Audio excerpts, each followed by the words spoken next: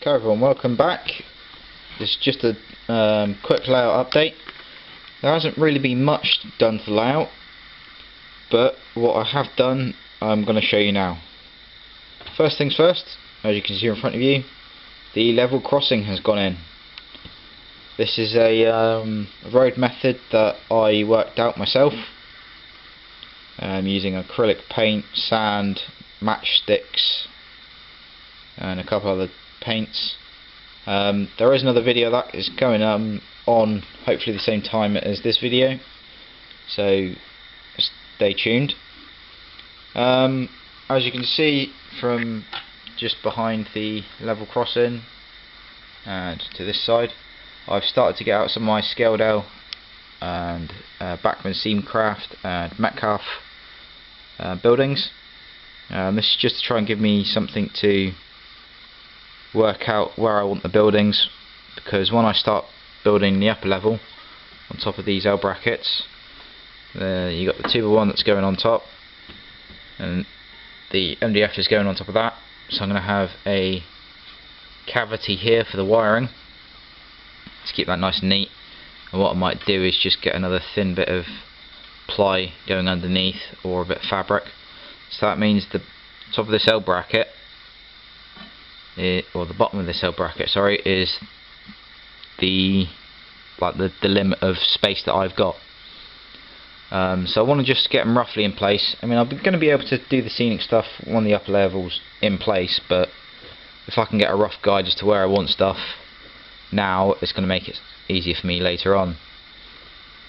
The station has been started to get ballasted. I have only done inside the 4-foot way, so like between the two rails, in the 6-foot, and again on the other lines. I haven't done the edge, like from the sleeper to where the platform's going to be, because I'm still yet to make the platforms. So yeah, that's going to be done soon. One thing I do have to say, the vandals have been at the layout. Nothing major, nothing a few water slide transfers can't help out with. So that's one of them. That's another one. I graffitied the Stobart truck because my dad is a Gregory's driver, and yeah, when I bought this one, it was my dad's birthday. I didn't really think it through, so to try and cheer my dad up a bit, I graffitied the Stobart tanker.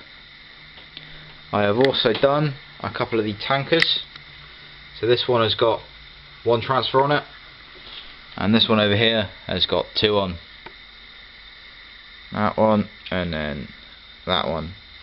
Ideally I should have used the ones with the white backing. I used the ones with the clear, because if you look on this one where it says Pingo, it's not quite as clear, but never mind.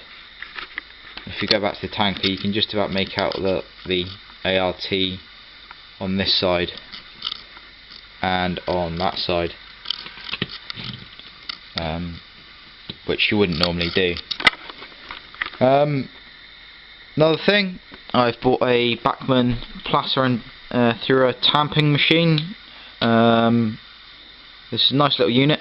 I haven't managed to run it in properly yet, because I just haven't had the time, because work's been manic, and what with the other bits going on in the layout, I just haven't had a chance to really. I mean, they've been sat on the DC Concepts rolling roads, but it's nothing like actually running up and down the layout. One more thing is, I have started to work out my coupling systems. I'm going to be using KDs. Now, to try and make my trains look a little bit more realistic, I'm going to put my coaches into fixed rakes. So this Great Western one you can see here in the transfer siding. This is the Mark III buffet car that I resprayed. That's in one of my other videos. I think it's number 3. There's 3 Mark 3s and 2 Mark 2s, and then one of the in-city trains there, that's got the 5 Mark 2s. They're going to be fitted with the Keen coupling system. It allows you to, on tight corners, have plenty of room to go around the corner, but on a straight track it actually brings the coupling a lot closer together. And to be honest, I can't stand tension lock couplings. I think they're ugly bloody things. Cannot stand them. So hopefully I can get a coupling that's a lot closer than this at the minute, but it will go to about that when they go around the corner on the helix, like what the it's not really focusing that well, like what the class 221 cross-country unit is doing at the minute.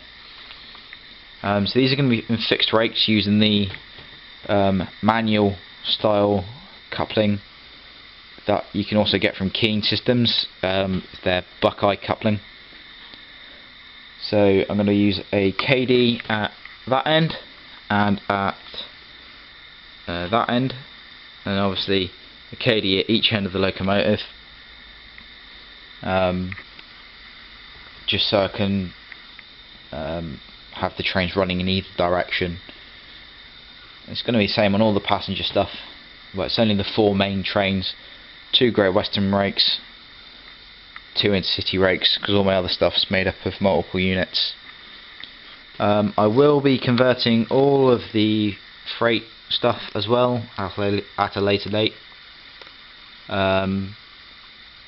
It's not all necessarily going to be KDs. Some of it might be the Keen Buckeye coupling, which is a semi-permanent coupling, so you can't uncouple it without actually physically lifting the coach up to take it apart. It's a bit like the Rocco coupling. But the fuel tankers, I definitely want to have the KDs on, because on the upper level in that corner there is going to be an airport scene, hopefully, even if it's just a little structure runway and some hangars going along the back wall. But there's going to be a passenger line, a bi-directional passenger line on this side of the upper level, and on that side of the upper level there's going to be a freight platform. So they're both going to be bi-directional, but at this end there is going to be a fuel depot. So it'll probably start about here-ish, and it'll probably go to that L bracket in line with the bookshelf. So that's going to give me a little bit of shunting space. And although I do like to watch my trains just go around, because I get mesmerised by the clickety-click of the wheels over the track, it is nice to have a little bit of operational interest as well. So yeah, most of my locomotives, apart from my older stuff, that is, I would say pre-2000 and let's call it I don't know, well, I'll have a look on my DCC sheet, shall I? All my stuff that is pre-2000 and let's call it 2005, just for argument's sake, they come fitted with a solid coupling, like one that's moulded onto the engine. Now if you look at all the new stuff, if we look on this 31, I'll get you down, you might just about see the coupling there. That's in an M pocket, so you can just pop that out and pop one of the KDs in. They're all fine. My class 153s are fine, my 150 is fine, my 156 I probably won't do because that can run on its own. The only two I'm having problems with at the minute are these two. These are the Vitrains Class 37 twin packs. Now Vitrains have been buggers because they have done their own kind of micro NEM pocket, If you just see that little dovetail there, that's the only bit that goes into the coupling. And if I can get a normal NEM pocket out, if I show you on the bottom of this, what's this one? Oh, I can't remember the code name for this one at the minute, but on this bolster wagon, you can see that's the standard NEM pocket.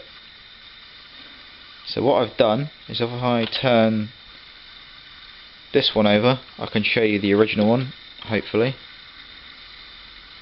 So it's got a little pocket, and then the little coupling.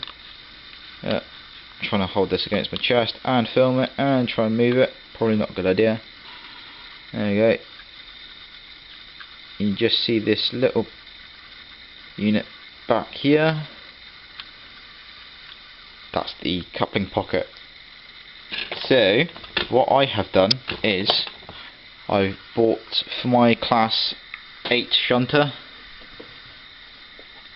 this little bugger. He's in the takeaway pot at the minute because he needs a load of work doing. He may even need a new motor in it, I'm not sure. I know he at least needs a bloody good surface. So I've got a load of extra NEM pockets and NEM couplings. So what I have done is I have shaved the back of a NEM coupler, not the back piece,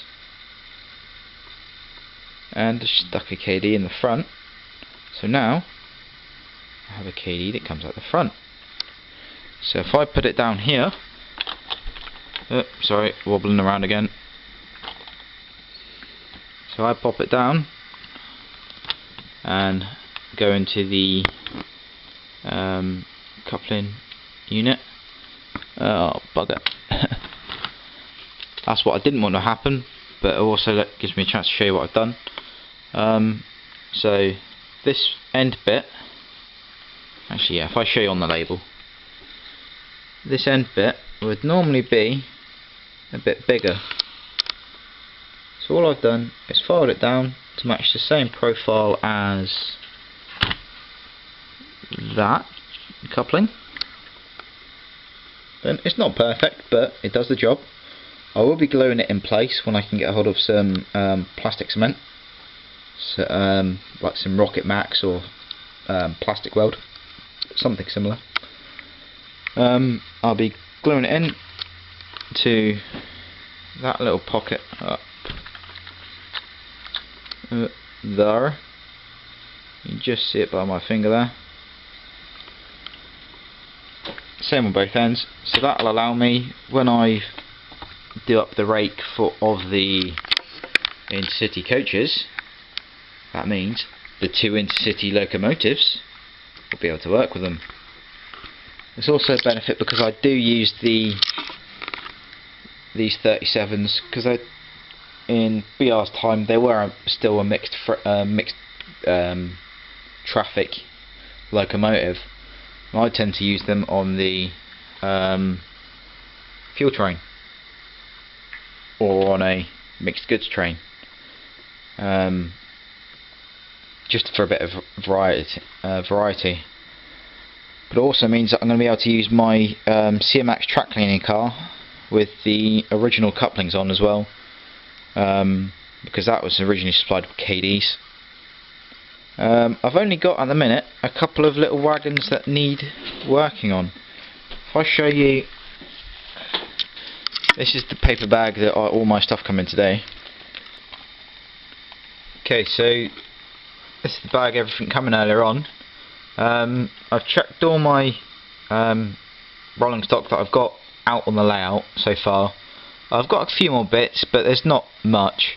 So out of the TTAs, which are the tankers, my VDAs, VBAs, VAAs, they're the vans, my HEAs, the hopper wagons, OBAs, they're the open wagons, my BRA, I've got 2 of them, which is these steel wagons, and my OCAs, which are again other open wagons. they're all alright with the KDs, apart from the TTAs and the BRAs. The coupling on the TTA, the head needs just to be moved up a couple of millimeters, so I'll buy an alternative form of KD. And the BRA, because this is a Bachmann model, it actually comes pre-fitted with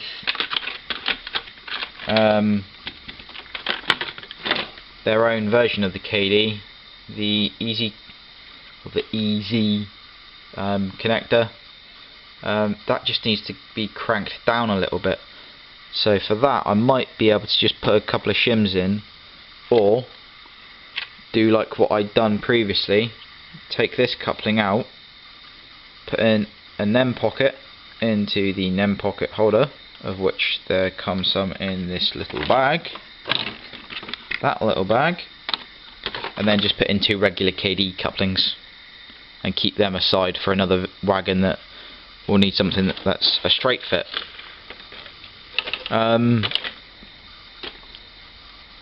As I say, most of the locomotives are alright, with the exception of the 37s,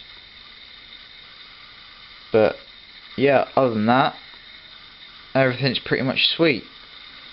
So what I'll do now is I'll give you a few photographs of stuff I've done earlier on, like the Placer, a couple of mock-ups with different stuff on the level crossing, and yeah, that's pretty much it, guys. Thanks for watching. Please, when the video of the level crossing comes up, I'm going to be naming it. It's going to be something along the lines of how to make model tarmac roads. So yeah, that one will be uploading at the same time, hopefully. So yeah, I hope you enjoyed it. Please subscribe. If you want to comment, please do, and if you've got any questions, please ask them. I'll try and get back to you as soon as possible. Okay guys, cheers, bye.